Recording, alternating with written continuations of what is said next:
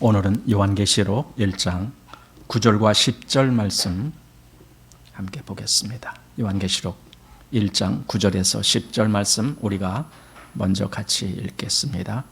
나 요한은 너희 형제요 예수의 환난과 나라와 참음에 동참하는 자라. 하나님의 말씀과 예수의 증거를 인하여 반모라 하는 섬에 있었더니 주의 날에 내가 성령에 감동하여 내 뒤에서 나는 나팔 소리 같은 큰 음성을 들으니. 여기까지입니다. 요한계시록 1장은 요한계시록 전체의 서론격의 말씀입니다.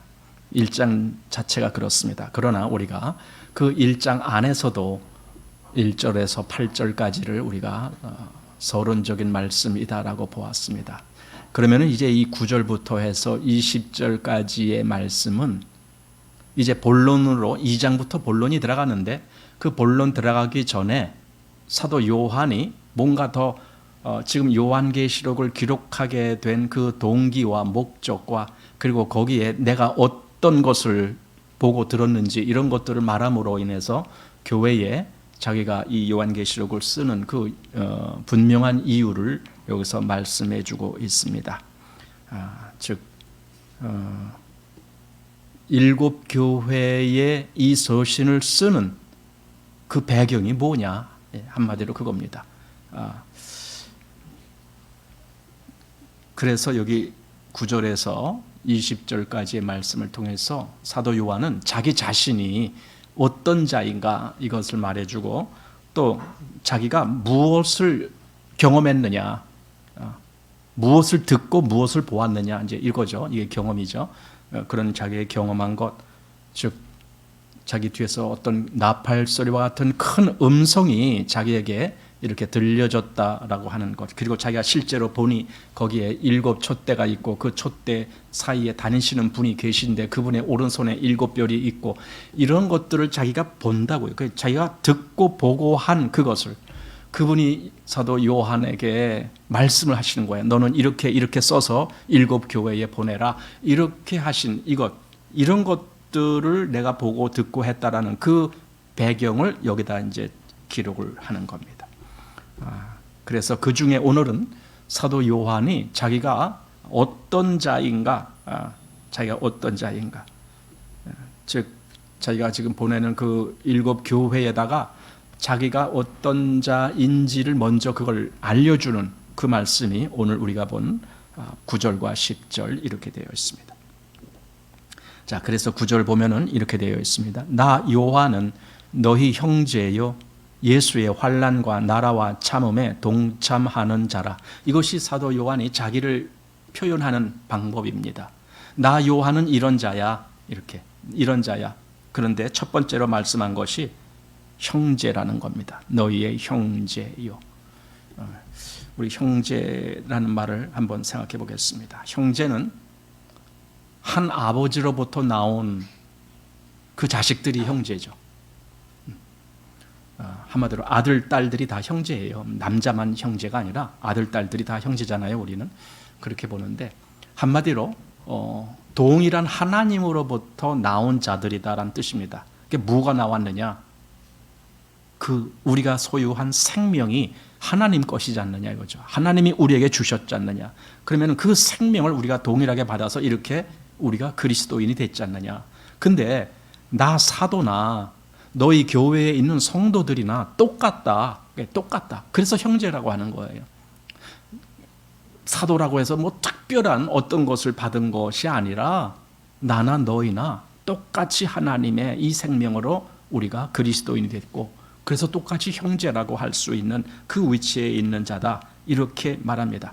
그런데 그렇게 똑같은 형제인데, 그런데 그 다음에 뭐라고 말씀했느냐면은 예수의 환난과 나라와 참음에 동참하는 자라, 이런 말을 합니다. 그러니까 똑같은 형제로서 지금 말을 하는 겁니다. 예수의 환난과 나라와 참음에 동참한다. 나는 그런 자야. 이렇게 말하는 것은 다시 말해서 너희도 그런 자라 라는 말입니다. 왜냐하면 똑같이 형제니까. 같은 형제인데 내가 이런 자라면 너희도 그런 자야. 이제 그런 의미가 있습니다. 자, 그래서 형제는 이렇게 뭔가 한 길을 가는 거죠. 한 길을. 왜냐하면 집에서도 형제는 원래 같은 집에 살잖아요. 한 집에서 같은 밥을 먹고 같이 잠자고 같이 뭐하고 이렇게 하는 것이 형제였거든요. 원래 요즘은 뭐 핵가족이 됐지만 옛날에 많은 형제들이 살 때는요 참 재밌어요. 형제들이 한 집에 살 때는 이제 출가하기 전엔 다 한 집에 살잖아요. 그럼 재밌어요. 우리 뭐 형제 많은 집들은 뭐 10명씩도 되고 그래요. 그러면은 그 집은 날마다 전쟁이야. 그런데도 어쨌든 그래도 형제잖아요. 그 형제 중에 어떤 한 명이 저기 어디 다른 동네에 아이한테 얻어 터지고 왔다. 그러면 10명이 다 가서 그냥 혼내주는 거잖아요. 이게 형제입니다. 자, 그런데 여기 그래서 동일하게 예수의 환난과 또 그 나라와 또 그 인내에 동참한다. 이제 이게 참 중요한 의미입니다. 나나 너나 똑같이 동참한다. 이제 그런 의미입니다. 먼저 이 예수의 환난이라고 하는 말을 한번 생각해 보겠습니다. 원래 이 헬라어로 이 문장을 보면은요, 거기에는 이렇게 되어 있습니다. 예수 그리스도의 환난과 나라와 참음 안에서, 여기 안에서란 말이 이제 헬라어에는 n이라는 단어가 나오는데 그 문장 앞에 n이라는 단어가 있습니다. 그러니까 예수 그리스도의 환난과 나라와 참음 그 안에서 이제 이런 뜻입니다. 그래서 거기에 같이 하나가 된 자, 거기에 동참하는 자다라는 거. 그리고 거기서 같이 형제가 됐다. 뭐 그런 의미도 됩니다. 한마디로 말하면은 똑같이 그리스도 예수 안에 있는 자다라는 말이 됩니다. 그 안에 있다라는 말은 하나가 됐다라는 뜻이잖아요. 어느 안에 있으면 같은 영역 안에 있다라는 뜻이거든요. 그래서 하나가 됐다라는 뜻입니다. 그래서 여기 동참한다 이런 말을 합니다. 사실 이것이 그리스도의 환난 또 그리스도의 나라 이렇게 돼 있어요. 원래 그 단어를 보면은 그냥 우리말에는 그리스도의 환난과 나라와 참음 이랬는데 원래는 그리스도의 환난, 그리스도의 나라, 그리스도의 참음 거기에 동참한다. 그러니까 그리스도인은 그리스도와 하나가 되어서 그리스도가 여기 모든 그 가신 길 여기 지금 그게 환난과 나라와 그다음에 참음 여기에 똑같이 그대로 하나가 돼서 같이 그 길을 가는 사람들이에요. 이게 그리스도인이다라고 지금 말하는 겁니다. 어떻게 하나가 됐는가? 우리는 그럼 어떻게 하나가 됐는가? 이게 참 중요한 거거든요. 그래서 우리는 이걸 잘 살펴보고 또 어떤 사람을 만났을 때도 저 사람이 정말 우리와 똑같은 형제인가 아닌가 이런 것들을 잘 살펴보게 되거든요. 저 사람도 우리와 똑같이 저런 거듭남이 있나? 우리와 똑같은 이 생명을 누리고 있는가? 그래서 그 안에 그리스도 예수의 그 생명이 움직여서 저 사람도 예수의 그 환난과 나라와 그 또 뭐라고요? 참음에 거기에 참여하고 있는가? 이런 것들을 보는 거예요. 실질적으로 그렇게 사는 모습이 있는가? 우리는 로마서 6장 보면은 거기에 이제 우리가 어떻게 그리스도와 하나가 됐는지 사도 바울이 로마서에서 그걸 밝히는데 그리스도와 함께 우리는 죽었다. 그와 합하여 함께 세례를 받았다. 이런 말이 있어요. 그리고 그의 부활하심에 다시 살아남에 우리도 같이 살아났다. 한마디로 그리스도와 연합되어 있다. 하나가 되어 있다. 이 말을 사도가 했다고요. 사도 바울이. 거기에 이제 세례란 말이 거기 로마서를 좀 보셔야 좋을 것 같습니다. 로마서 6장에 보면은 세례란 말을 그렇게 했어요. 사도 바울이. 자, 4절, 6장 4절. 그러므로 우리가 그의 죽으심과 합하여 세례를 받음으로 그와 함께 장사되었나니. 여기 세례라는 말이 나와요. 이 세례라는 말을 여기서 한 의도는 세례를 통하여 그리스도와 하나가 됐다. 그런 의미예요.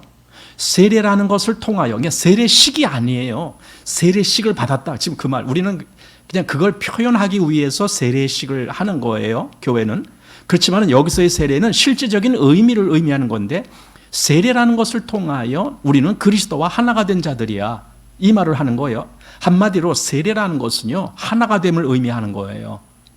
내가 그리스도의 이름으로 세례를 받았는가? 그럼 나는 그리스도와 하나 된 자들이다. 이렇게 말하는 겁니다. 자, 그런 의미에서 여기 세례라는 말이 있고, 그래서 5절 말씀에 로마서 아까 거기 6장 5절에 연합한 자가 되었다 이런 말이 같이 나오는 거예요. 그러니까 하나가 됐다는 말이 바로 연합, 뭘로 통해서요? 세례를 통해서. 그럼 세례라는 말을 우리가 좀 더 생각을 해봐야 됩니다. 세례의 의미, 세례로 말미암아 그리스도와 연합이 됐다라고 했는데, 그럼 도대체 어떻게 세례가 그렇게 가능하게 하느냐, 이것을 우리는 고린도전서 10장에서 사도 바울이 말한 것을 통해서 보게 됩니다. 고린도전서 10장 1절 말씀 보면은, 형제들아 너희가 알지 못하기를 내가 원치 아니하노니, 이게 말이 좀 부정문이 2번 연거푸 기록되어 있습니다. 이건 다시 말하면 강한 긍정을 의미합니다. 나는 너희가 이것을 꼭 알기를 원한다, 그 말입니다. 이게 원하노니 우리 조상들이 다 구름 아래 있고 바다 가운데로 지나며 모세에게 속하여 다 구름과 바다에서 세례를 받고. 자, 이거 분명히 이 사람들이 이게 이스라엘 조상들이잖아요. 그리고 우리가 알듯이 이때의 모습이 애굽에서 나왔을 때 그 홍해를 건너는 그 모습이었거든요. 근데 그게 세례라는 거예요.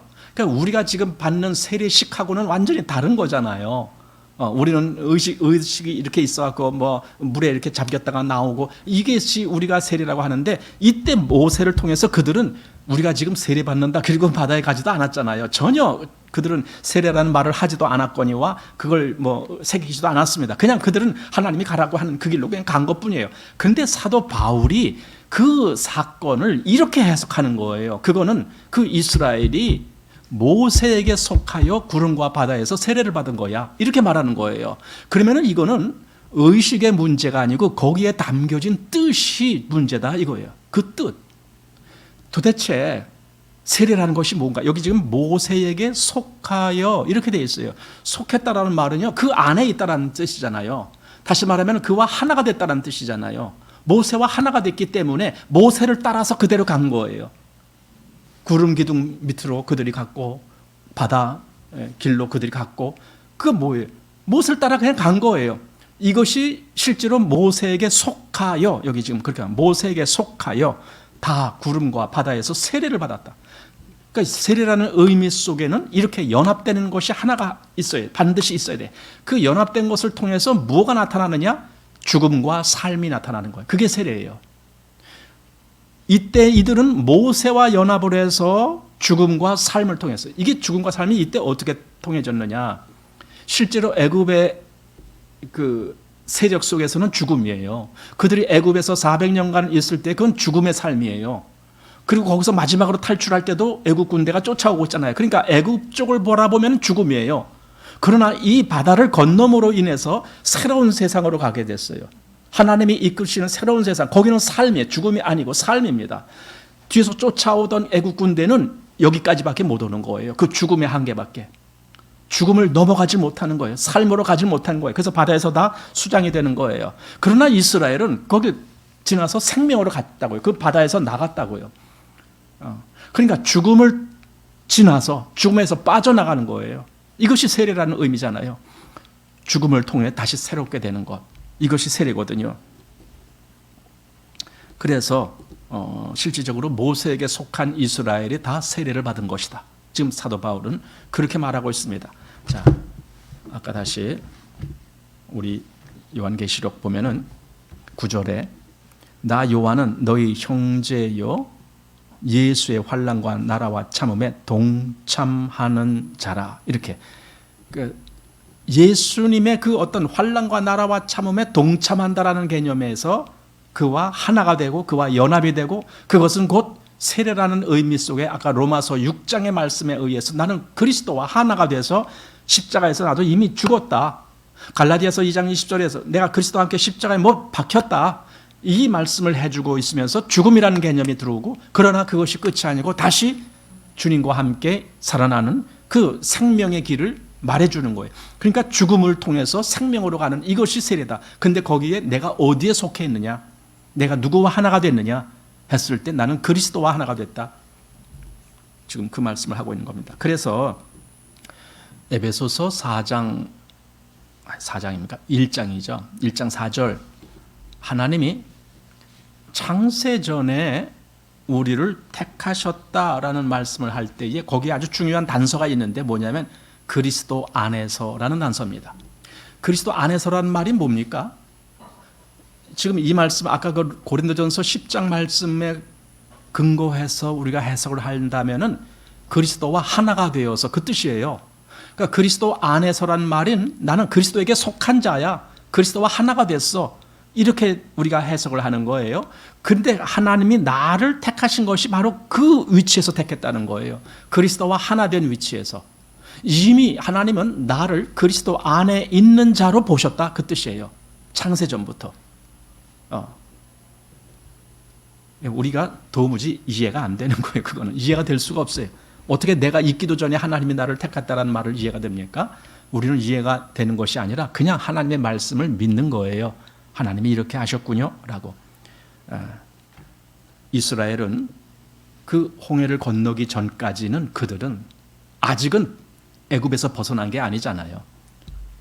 즉 사망 안에 갇혀 있는 거잖아요. 아직은. 왜? 뒤에서 지금 애국 군대가 쫓아오는 것이 곧 그것을 증명하는 거예요. 너는 아직 사망 안에 있어. 사망의 위험 속에 있어. 우리가 세례를 통하여 무엇을 의미하게 하느냐면 나의 과거, 내 육 또는 내가 세상에 속해 있었던 어떤 속성들 이런 것으로부터 내가 벗어나는 거예요. 그 과거에 나는 죽었어. 물에 잠겼어. 과거에 나는 더 이상 생명이 아니야. 나는 새로운 생명으로 살아나는 거야 했을 때 내가 그리스도와 합하여 죽고 다시 그리스도의 부활에도 연합한 자가 됐다. 이렇게 말하는 것처럼. 그래서 이스라엘을 보면서 이스라엘이 모세와 함께 홍해가 바로 죽음을 의미하는 장소잖아요. 홍해를 지나 더 이상 이제는 바로에게 속하지 아니한 그런 새 모습으로 그들이 나가고 더 이상 죽음에 매여 있지 않게 됐다. 이런 겁니다. 즉 우리도 그리스도와 하나가 돼서 동일하게 그 물의 경험, 즉 죽음의 경험, 그것이 의식적으로는 세례식이라는 의식이 있는 거예요. 그러나 그보다 더 중요한 것은 그 의미 속에 실제로 그렇게 됐느냐가 더 중요한 거죠. 그런 경험을 하게 하는 거죠. 그래서 더 이상 이 사망 또는 이 죽음 또 이 옛 자아 또는 이 세상 거기에 속한 자가 아니다라는 사실을 우리에게 보여주시는 거죠. 그게 세례다. 그렇게 된 사람을 우리는 그리스도인이다. 이제 이렇게 말하는 거죠. 그런데 이제 이런 생각을 해봐요. 이렇게 그 죽음을 상징하는 홍해를 지나서 새로운 곳으로 간 이스라엘 백성들이 어땠냐 하면은 그들은 그 홍해를 지난 이후에도 수시로 하나님을 불순종하는 모습을 보이는 거예요. 수시로. 어쩌면 그것은 우리가 이렇게 그리스도와 하나가 돼서 죽고 다시 새 사람이 됐습니다라고 신앙의 고백을 하고 나서도 때때로 우리 속에 불순종이 있는 것과 똑같습니다. 그러면 우리는 그래요. 그럼 도로 취소되는 건가? 내가 그리스도와 하나가 됐다는 것이 다 취소가 되는 것인가? 취소되지 않습니다. 하나님은 나를 아셨습니다. 내가 어떤 자인지를 아셨고 지금도 내가 때때로 하나님께 순종치 못하는 존재라는 걸 아셨음에도 불구하고 그렇게 하신 거예요. 모르고 저놈 봐라 내가 구원해 줬더니 저렇게 나를 불순종해? 이렇게 하실 하나님이 아니에요. 이미 다 아셨어요. 내 속에 있는 것까지 다 아시는 분이에요. 나는 하나도 숨길 수가 없어요. 내가 이렇게 불순종하는 속성을 아직도 가지고 있다라는 이것이 나만 아는 것이 아니라 하나님도 이미 알고 계셨다고요. 그러니까 그것 때문에 그리스도인의 신분이 좌지우지될 염려는 하나도 없는 거예요. 이미 아시고 그렇게 하셨기 때문에. 그러면은 반대로 그러면은 이제 마음대로 죄를 져도 되겠군요. 또 이런 사람들이 생겨날까봐 성경은 그 뒤에 말이 계속 나와요. 이스라엘이 광야를 들어갔어도요. 거기서도 계속 문제가 되는 것이 하나님을 순종하느냐 계속 문제가 되잖아요. 그래서 결국은 가나안에 들어가는 그것은 또 다른 문제로 거기서 나오거든요. 홍해 바다를 건넜다라고 다 가나안에 들어간 것이 아니다. 그건 우리에게 아주 중요한 교훈을 주는 거예요. 진짜 그리스도인이라는 것이 뭐냐 했을 때 내가 이렇게 그리스도와 하나가 됐다라는 이것을 알고 그러나 내 안에 아직도 죄의 속성이 남아 있다라는 것을 안다라고 해서 그걸 마음대로 방치하라는 것이 아니다라는 거예요. 계속 하나님은 나를 어디로 이끄시는지를 그걸 봐야 돼요. 신앙은 과거의 순간이 나의 신앙을 결정짓는 것이 아니에요. 물론 우리가 거듭나는 것은 한 번의 어떤 사건을 통해서 거듭나지만 신앙은 계속해서 현재로 나가는 거예요. 현재, 오늘 또 날마다 오늘이 되는 것이 신앙이에요. 그럼 그때마다 내가 어느 길로 가는지를 하나님은 계속 보시고 계시는 거예요. 그래서 그리스도인이 무엇을 아느냐 했을 때 하나님이 자기를 그리스도 안에서 부르셨다는 걸 그걸 알아요. 이게 그리스도인이에요. 또 그리스도인은 자기가 그리스도 안에서 하나님의 그 사랑과 목적이 부여됐다라는 그 사실을 알아요. 그러니까 나를 괜히 부르신 것이 아니라 무의미한 것이 아니라 나에게 어떤 목적을 갖고 하나님이 나를 부르셨다는 것도 알아요. 그리고 우리는 그리스도께서 바로 하나님의 그 목적이 나에게 이루어지게 하시기 위해서 그 모든 역사, 그 모든 십자가의 역사, 그 십자가라고 하는 역사는 참 오묘한 역사인데 그것은 그리스도께서 우리를 대신하여 달리신 십자가도 되지만 우리와 하나가 되어서 달린 십자가도 되는 거예요. 이 두 가지가 다 있는 거예요. 어느 하나를 이야기한다고 다른 하나를 부인하는 것이 아니에요. 분명히 그리스도는 우리를 대신해서, 그것은 죄에 대한 문제입니다. 죄의 값을 치르는 문제에 있어서만큼은 그리스도가 우리를 대신해서 달렸지만은, 그러나 우리가 살고 죽는 문제에 있어서는 그리스도는 우리와 하나가 돼서 십자가에서 죽고 부활하시는 거예요. 이걸 그리스도인은 아는 거예요. 아, 하나님이 이렇게 하셨고 그리스도께서 이렇게 하셨구나. 이걸 아는 거예요. 그러면은요, 그리스도 안에서요, 역사가 일어나기 시작해요.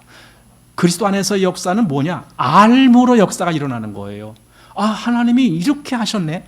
그리스도께서 이렇게 하셨네. 나를 위해서 그렇게 하셨네. 내게 이 생명을 주셨네. 이런 걸 알므로 인해서 내가 점차 하나님의 목적을 향해서 나아가는 겁니다.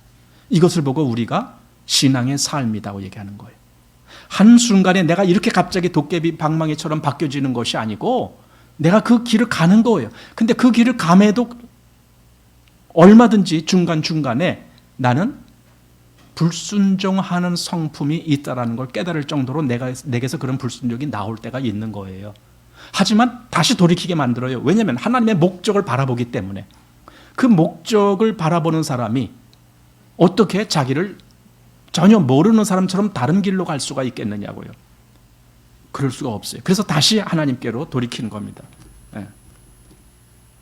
이게 그리스도인의 참된 변화가 되는 겁니다. 사도 바울은 그리스도께서 먼저 일체 오래 참으심으로 자기에게 그걸 보여주셨다라고 그렇게 말합니다. 일체 오래 참으심으로. 그러니까 예수 그리스도는 우리에게도 일체 오래 참으심을 보여주시는 거예요. 우리의 모든 신앙의 전 과정을 기다리시는 거예요, 주님은. 어떤 잘못이 있다고 해서 자꾸만 이게 어떤 순간에 모든 것을 결정짓는 사람은 조금 잘못이 나오면 뭐라고 얘기하느냐? 너 구원 안 받은 것 같아. 이렇게 얘기합니다. 구원 받은 사람도 그게 나와요. 근데 구원 안 받은 것 같아. 이렇게 말합니다. 다시 구원 받아야 될 것 같아. 뭐 이렇게 말합니다. 이건 전혀 하나님의 인도하시는 속성을 모르기 때문에 그렇게 말하는 거예요. 구원 받은 우리에게도 얼마든지 죄의 속성이 나온다니까요. 그런데 우리는 그 죄에게 종로로 타는 그 성품만 있는 것이 아니라 또 다른 것이 있어요. 뭐냐면 하나님을 바라보는 성품이 또 있어요. 내 안에. 내 안에 하나님의 능력이 와 있다니까요. 그리스도의 생명으로 말미암아 나타나는 속성이 있다니까요. 그것은 계속 또 앞으로 가는 거예요. 우리가 아무런 잘난 것이 없는데도 불구하고 하나님은 우리를 너는 내 백성이라 이렇게 말씀하셔요. 너는 내 백성이다. 또 예수님은 우리로 형제라고 또 말씀하셔요.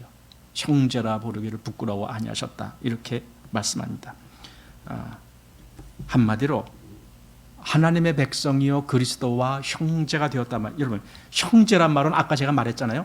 동일한 아버지 밑에 같은 그 영역 안에 같은 목적으로 살아가는 가족이 그게 형제잖아요. 마찬가지로 그리스도가 우리와 형제라는 말을 하면은 나는 그리스도와 같은 위치에 있는 자라 그 뜻이에요. 그리스도가 지향하는 목표가 내가 지향하는 목표와 같이 되는 거예요. 이게 바로 그리스도와 연합이 된 거예요. 그리스도와 하나가 된 거예요. 그리스도가 기뻐하는 그 길을 나도 기뻐하게 되는 거예요. 그리스도가 그 삶에 무슨 목적으로 살았느냐가 그게 내 목적이 되는 거예요. 이게 그리스도와 연합한 거고 그리스도와 하나가 된 사람입니다. 그렇기 때문에 아무리 그리스도인이 살아가면서 불순종의 죄가 나온다 할지라도 다시 돌이킬 수 있는 여지는 그리스도와 하나가 됐기 때문에 다시 그 길을 가는 거예요. 그래서 우리를 형제라고 그렇게 부릅니다.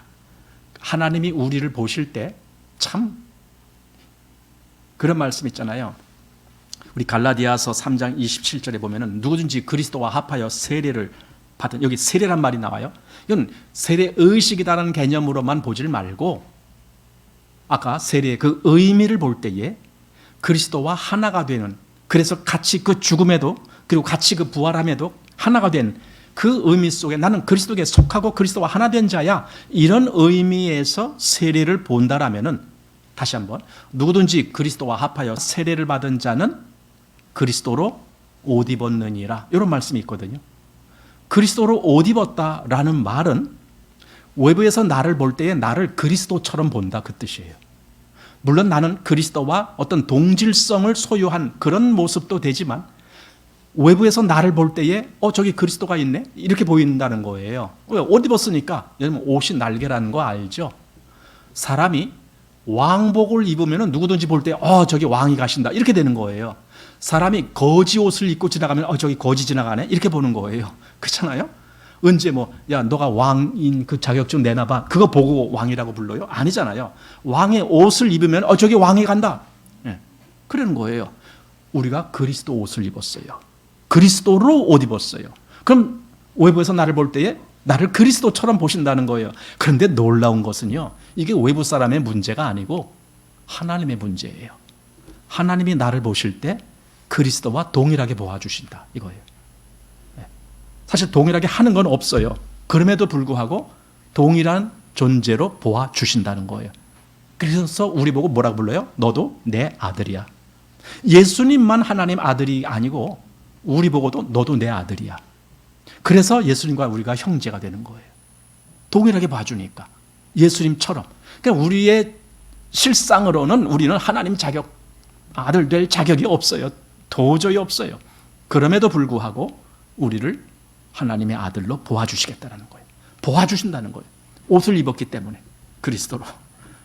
우리 그 창세기 27장에 보면은 이삭이 나오는데, 이삭이 이제 노년에 그 아들 에서에게 야 너 가서 짐승 잡아서 음식 좀 해오면 내가 너에게 축복 내리겠다. 그런데 그 얘기를 그 부인 누굽니까? 리브가가 듣고 그 아들 또 누가 있어요? 야곱이 있죠. 야곱에게 야 너 얼른 가서 저기 가서 그 뭘 잡아, 양을 잡아라 그랬나, 잡아서 빨리빨리 가져가면 내가 요리해 줄 테니까 네 아버지에게 가져가서 네가 대신 축복을 받아. 네 아버지가 네 형 에서에게 이렇게 축복해 준다라고 했는데 네가 받아. 그런데 그냥 가면은 너가 다 들통나니까 어떻게 해요? 리브가가 누구의 옷을 입혀줘요? 에서의 옷을 입혀줘요. 에서의 옷을 입혀줘요. 야곱이 에서의 옷을 입었어요. 그랬더니 이삭이 이 야곱을 볼 때에 그 에서 옷을 입은 그것 때문에 이 야곱을 에서처럼 보아주시는 거예요. 그래서 축복을 내리는 거예요. 야곱이 축복을 받았어요. 에서가 받을 축복을 야곱이 받았어요. 왜? 야곱이 에서처럼 그 아버지 앞에 나타난 거기 때문에. 우리가 그리스도로 옷 입었어요. 그럼 우리는 하나님 앞에 그리스도처럼, 예수님처럼 우리가 그렇게 하나님 앞에 나가는 거예요. 이게 너무 황송한 일이죠. 근데도 그게 사실이에요. 하나님이 그렇게 안 하면은 우리에게 축복 내릴 방법이 없는 거려. 아니 야곱이 그 에서의 옷을 입지 않고는 자기 아버지의 축복을 받을 길이 없어요. 우리도 마찬가지예요. 우리도 그리스도로 옷 입기 전에는 우리가 받을 축복이 없어요. 그런데 우리를 그리스도로 옷 입혀주신 분이 하나님이신 거예요. 그리스도인은 그럼 뭐냐? 그래, 나에게 하나님이 그 예수님으로 내게 옷을 입혀주셨어. 이걸 알아요. 이걸 알기 때문에 그러니 내가 정말 이렇게 살면 안 돼. 내가 정말 그리스도로 옷 입은 자가 이렇게 살아가고 되겠는가? 이걸 알아요. 그 자기가 어떻게 살아야 될지를 하나하나 깨달아 나가게 돼요.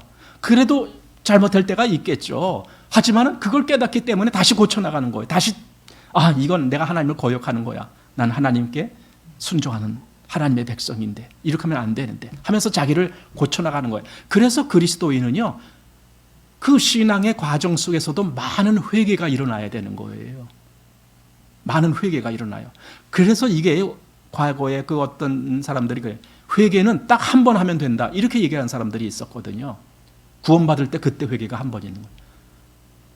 여러분, 그런 그리스도의 삶을 전혀 모르는 거예요. 그래서 다시 조금 잘못되면 다시 구원받으라 그 말밖에 할 수가 없는 거예요. 그게 아니에요. 다시 구원받을 필요가 없어요. 그게 당연해요.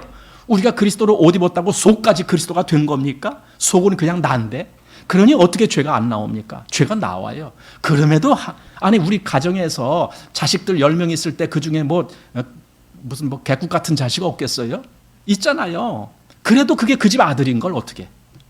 그 아들이 남의 신분으로 바뀌어집니까? 아니잖아요.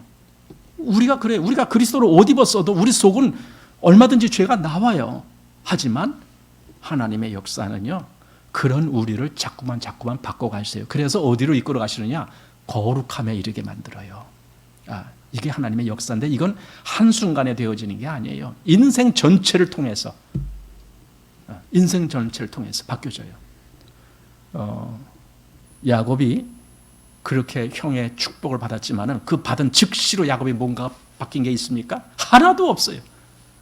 그가 그 외가댁에 가갖고 거기서 20년을 있고 20년 동안 그가 얼마나, 솔직히 외가댁으로 가지만 남의 집이잖아요. 자기 집이 아니잖아요. 그러니까 얼마나 차별 대우받고 그 집도 그 집 아들들이 있으니까 얘는 차별받을 거 아닙니까? 일은 죽어라고 하는데도 하지만은 그런 과정을 겪으면서 점점점 하나님이 원하는 그 위치로 가는 겁니다. 하나님이 애초에 목표로 했던 그 위치로. 이것이 야곱의 전 인생을 통해서 밝혀지는 거예요. 우리가 그리스도를 믿음으로 인해서 그리스도인 된 그 위치로 실제로 가는 거예요. 즉, 이 거룩한 백성의 위치로 가는 거예요. 거룩하다라는 것이요, 괜히 얌전 떨고 점잖고 그런 걸 거룩하다라고 보면 안 됩니다. 거룩하다라는 것은요, 말 그대로 하나님께 구별된다. 그게 거룩이에요. 우리는 정말 하나님 백성다운 사람이 돼가는 거예요. 이게 거룩이에요. 그렇게 우리를 만드시는데 그것이 우리의 신앙의 과정이라니까요. 그러기 위해서 우리가 그리스도로 옷 입은 거예요. 그래서 로마서 우리 6장 여러분들이 잘 아시는 11절에 그 여긴다는 말씀이 있잖아요. 그런데 그 말씀 하기 전에 8절부터 한번 보십시오. 로마서 6장 8절. 만일 우리가 그리스도와 함께를 하나가 되어서 그 뜻이잖아요. 함께 죽었으면 또한 그와 함께 살 줄을 믿노니 이는 그리스도께서 죽은 자 가운데서 사셨음에 다시 죽지 아니하시고 사망이 다시 그를 주장하지 못할 줄. 여기 사망이 다시 그를 주장하지 못해요. 그리스도께서 한번 부활하셨기 때문에 다시는 죽음의 그 길로 가시지 않아요. 여기 그래서 그의 죽으심은 죄에 대하여 단번에 죽으심이요 그의 살으심은 하나님께 대하여 살으심이니. 자, 이렇게 하고 11절이 문제입니다. 이와 같이 너희도 너희 자신을 죄에 대하여는 죽은 자요 그리스도 예수 안에서 하나님을 대하여는 산 자로 여길지어다. 그런데 실제로 우리가 그렇게 죽고 산 실제 경험이 있나요? 우리가 실제 경험한 건 하나도 없어요. 우리가 그리스도와 함께 죽었다, 또 그리스도와 함께 산 자가 됐다. 아니, 우리가 실제로 그럼 우리도 주님처럼 그런 무덤 속에 들어갔다 나온 적이 있나요? 없어요. 그게 없기 때문에 세례라는 것으로 그냥 의식을 통해서 그냥 그 의미를 되새기는 것뿐이에요. 이렇게 물에 들어가서 죽고 다시 나와서 새 사람으로 나옵니다. 이런 의식을 통해서 그걸 의미를 새기는 것이지, 우리가 진짜 죽고 다시 살아났다, 우리는 그렇게 못해요. 그리스도께서 그렇게 하셨다는 것이지 우리는 그렇게 되지가 않아요. 그런데요, 우리가 지금 어디 있느냐 이거예요. 그리스도 예수 안에서 부름을 입었고 그 안에 우리가 있어요. 우리 고린도전서 1장 몇 절이에요? 30절입니까? 29절입니까? 거기에 그랬잖아요. 너희는 하나님께로부터 나서 그리스도 예수 안에 있고, 그 위치잖아요. 그럼 그렇게 됐어요. 우리가 그리스도 안에 있어요. 그렇기 때문에 우리가 실제로 죽고 살아난 건 아니라 할지라도 그리스도가 그렇게 하셨다는 걸 보면서 그걸 믿으면서 너도 그리스도와 함께 하나가 되었기 때문에 그렇게 됐다라는 사실을 그걸 그대로 믿어라. 그게 11절에 나오는 여겨라 그 뜻이에요. 여길지어다. 여길지어다. 그게 그렇게 된 거군요. 예, 하나님. 그렇게 된 거군요. 이게 여기는 겁니다. 그리스도 예수 안에서. 그리스도 예수 안에서. 다시 한번 11절만. 이와 같이 너희도 너희 자신을 죄에 대하여는 죽은 자요. 그 다음에 그리스도 예수 안에서. 뭐라 이거잖아. 그리스도 예수 안에서 하나님을 대하여는 산 자로 여길지어다.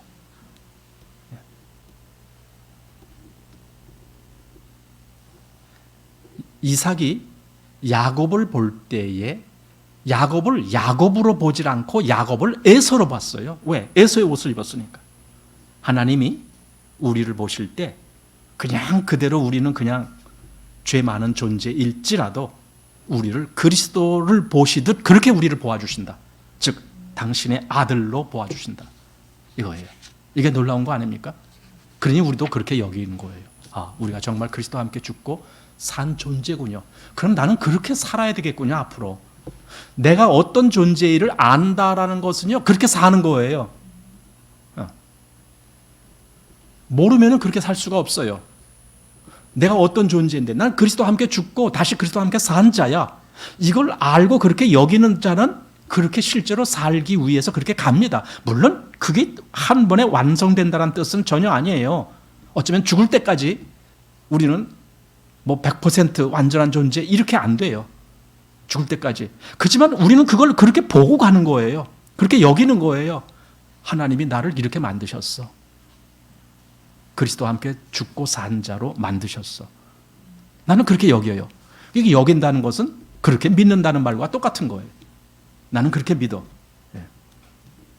그래서 이건 이해의 문제가 아니고 믿음의 문제다. 그래서 갈라디아서 2장 20절이 그래서 나온 거예요. 내가 그리스도와 함께 십자가에 못 박혔나니. 그런즉 이제는 내가 산 것이 아니요 내 안에 누가 살아요? 그리스도께서. 아니 그게 가능합니까?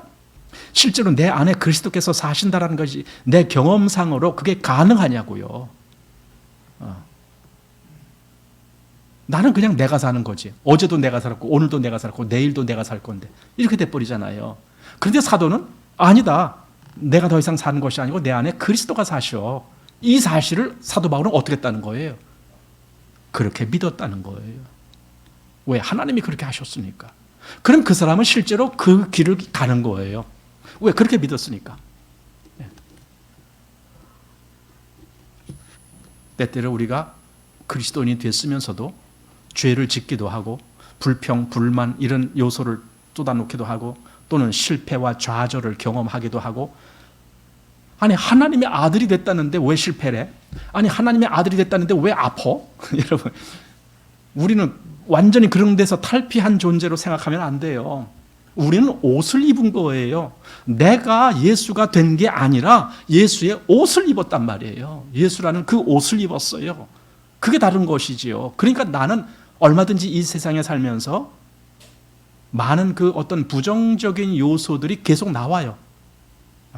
죄에 대한 요소라든가 아까 연약함에 대한 요소라든가 이게 계속 나와요. 그런데 그 삶이 그러면 어떻게 되느냐?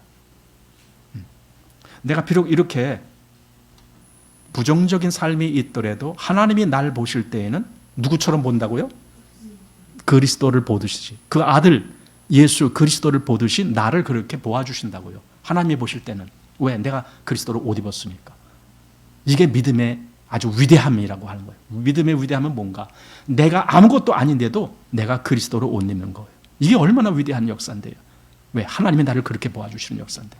야곱이 그렇게 별 볼 일 없는 존재인데도 그가 에서의 옷을 입은 그 하나 때문에 자기 아버지가 그를 에서처럼 여기고 축복을 해주신 거예요.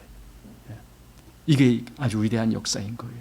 그래서 삶이 바뀌는 거예요. 그래서 다시 갈라디아서 거기 2장 한번 보십시오.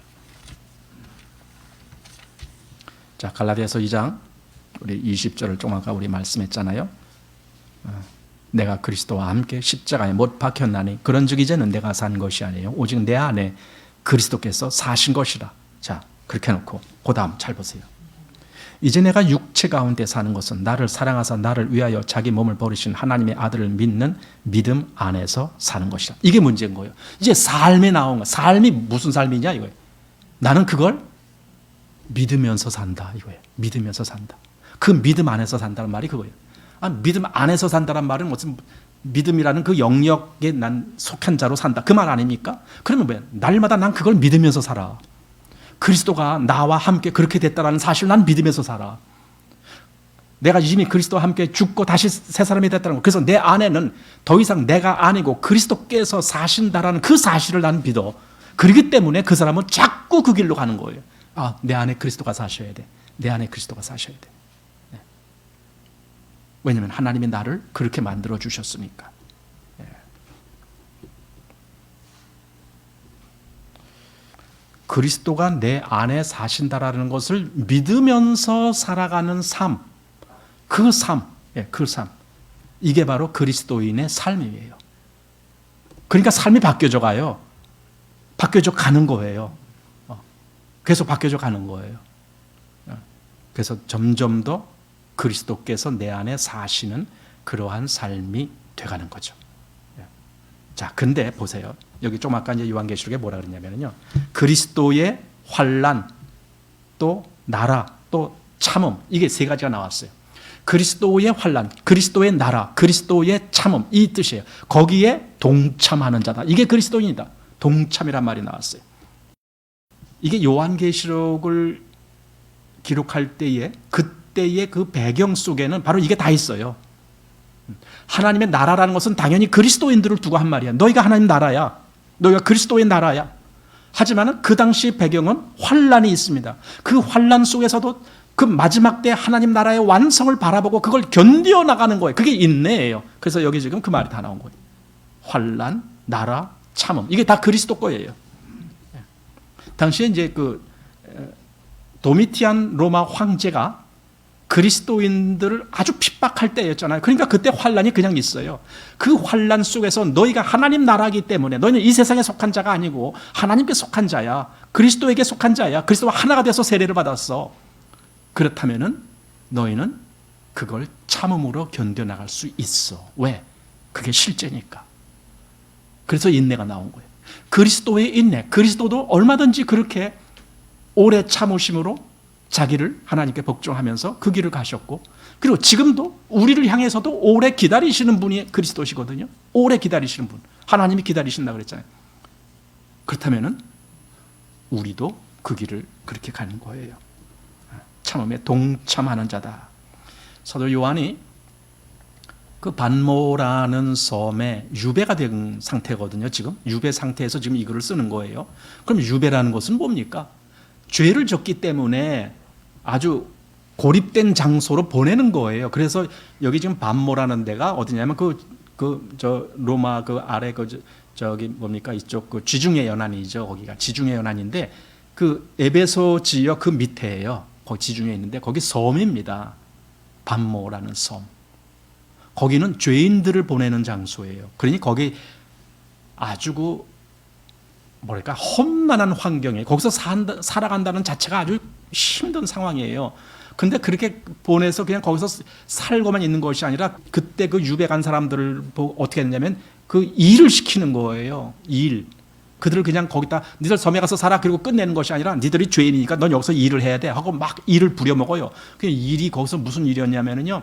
저기 뭡니까 그 광산 뭐 이런데 그 땅 속에 들어가서 막 광물 캐고 막 그런 일을 하게끔 시켜요. 제대로 먹지도 못하면서 그런 일을 해야 되고 그러니까 아주 고달픈 삶을 그 유배 기간 동안 사는 거예요. 근데 그때 하나님이 그에게 계시를 내린 거예요.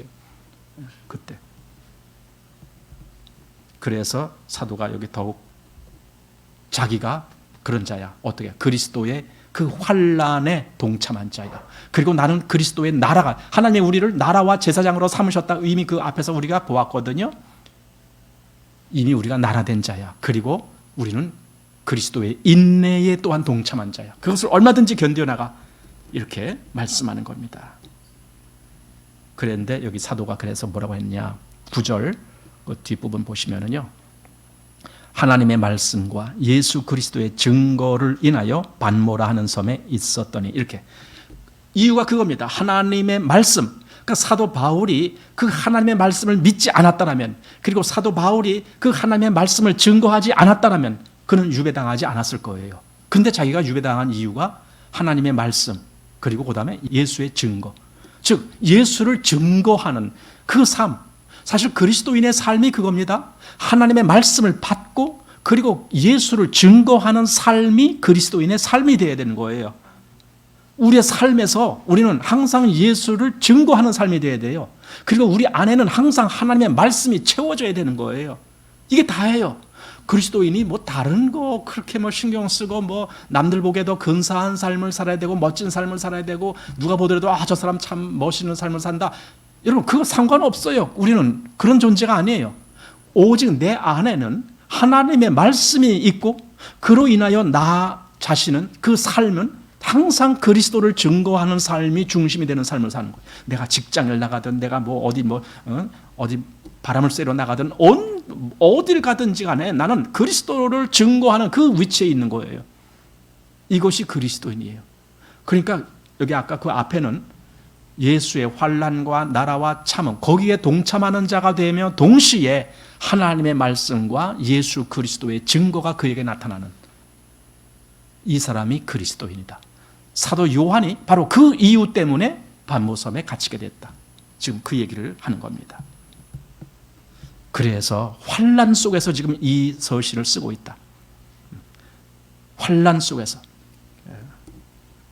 요한복음 16장 33절 말씀에 세상에서는 너희가 환난을 당하나 담대하라 그랬죠. 보세요. 세상에서는 너희가, 여기 너희라는 말은 물론 제자들을 1차적으로 의미한 것이고 그 제자들이 그랬다라면 그 이후에 그리스도를 믿는 모든 그리스도인들에게도 똑같이 적용돼요. 세상에서는 너희가 환난을 당하나, 보세요. 배경이 세상이라는 배경을 우리는 살고 있어요. 거기서 그리스도인은 환난을 당해요. 거기서 그리스도인은 대접을 못 받아요.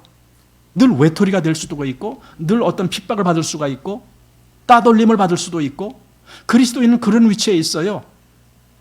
환난을 당하는 위치. 지금 여기 사도 요한 자신이 그 위치에 있잖아요. 유배가 됐으니까.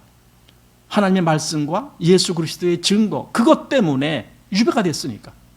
다른 사람들이야 못된 짓을 하고 나쁜 짓을 하고 뭐 도둑질하고 살인하고 뭐하고 이러면서 유배가 한 거지만은 요한은 그게 아니잖아요. 하나님의 말씀과 예수 그리스도의 증거 때문에 유배가 된 거예요. 그리스도인의 삶이 그런 거예요. 우리도 세상에서는 그런 위치에 있는 겁니다. 똑같이. 그러나 담대하라. 뭐예요? 믿음을 버리지 말아라. 믿음에 굳게 서라. 왜? 내가 세상을 이긴 것처럼 너희도 세상을 이긴 자야.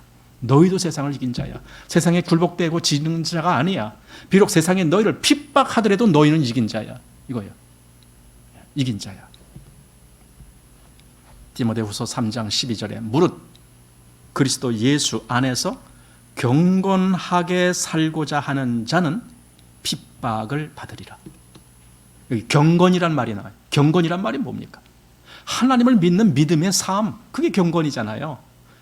자꾸만 우리는 경건이나 또는 거룩이나 이런 것을 아주 자기 나름대로 이렇게 상상을 해서 미화를 시켜요. 이런 것이 경건한 거야. 이런 것이 뭐 거룩한 거야. 이렇게 그리는데 그게 아니에요. 성경은 단순해요. 그냥 하나님 안에 그 믿음 안에 사는 사람이에요. 하나님 안에서 구별된 사람이에요. 그게 경건이고 그게 거룩이에요.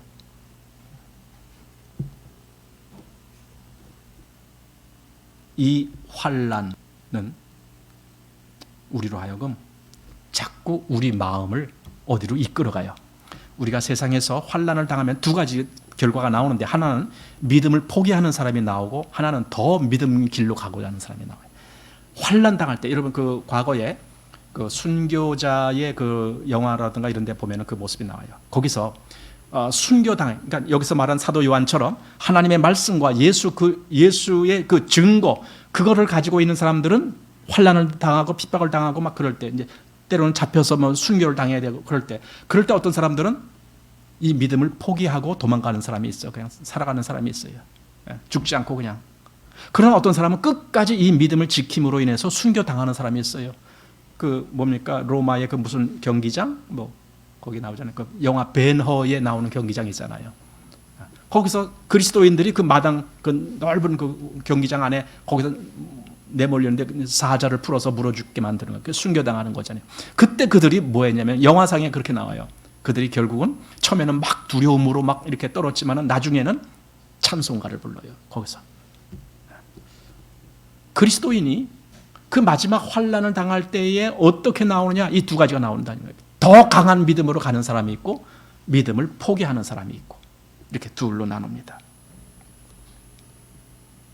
어쩌면 저는 이렇게 생각합니다. 이 환난이라는 것이 그리스도인에게 순작용을 하게 해준다. 다시 말하면 이 환난 때문에 더 믿음에 확실하고 더 믿음에 굳게 나아가는 그런 모습을 보여준다. 그게 여기 고린도 후서 1장입니다. 1장 5절. 고린도 후서 1장 말씀 한번 보십시오.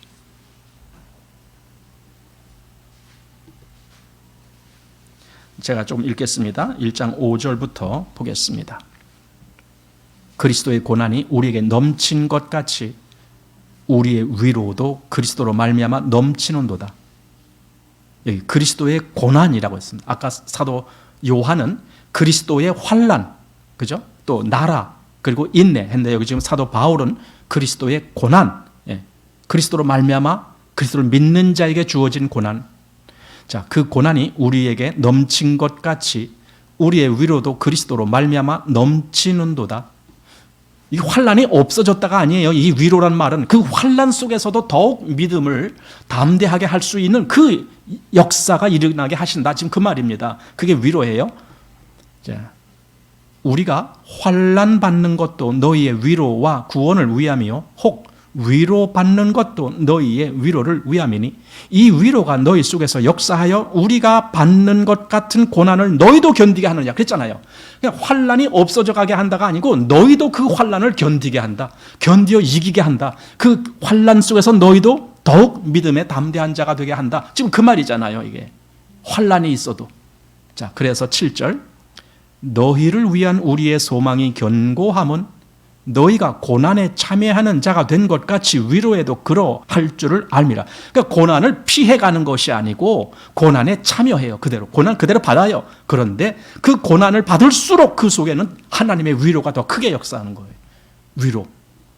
8절 형제들아 우리가 아시아에서 당한 환난을 너희가 알지 못하기를 원치 아니하노니 힘에 지나도록 심한 고생을 받아 살 소망까지 끊어지고 우리 마음에 사형 선고를 받은 줄 알았으니, 자, 이렇게 됐을 때 우리 마음에 사형 선고까지 받은 그런 형편이라면 어떤 사람은 여기서 믿음을 포기하는 사람들이 있어요. 가짜 믿음, 그죠? 그런 사람들은 포기할 거예요. 그런데 여기 사도 바울의 결과가 어떻게 되는가 보십시오. 이는 우리로 자기를 의뢰하지 말고 오직 죽은 자를 다시 살리시는 하나님만 의뢰하게 하심이라.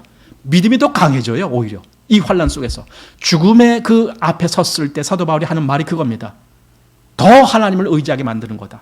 오직 하나님만 의지하게. 내가 때로는 다른 것도 의지해요. 뭐 우리 그러잖아요. 뭐 세상에 뭐 이런 것도 의지하기도 하고 뭐 또는 자식을 의지하기도 하고 돈을 의지하기도 하고 뭐 이런 것 의지한단 말이에요.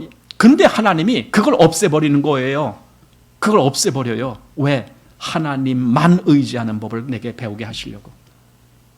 하나님만 의지하는 거예요. 그 환난이 그 역할을 한다니까요. 어떤 일이 안 됐을 때 그게 환난이 오잖아요. 우리가 지금 환난이라고 해서 뭐 누가 너 예수 믿어? 너 혼나봐라. 지금 이러는 시대는 아니잖아요. 그런데 세상적인 많은 일 속에서 우리는 그런 뭐 근심 막 이런 거 막 많이 생기잖아요.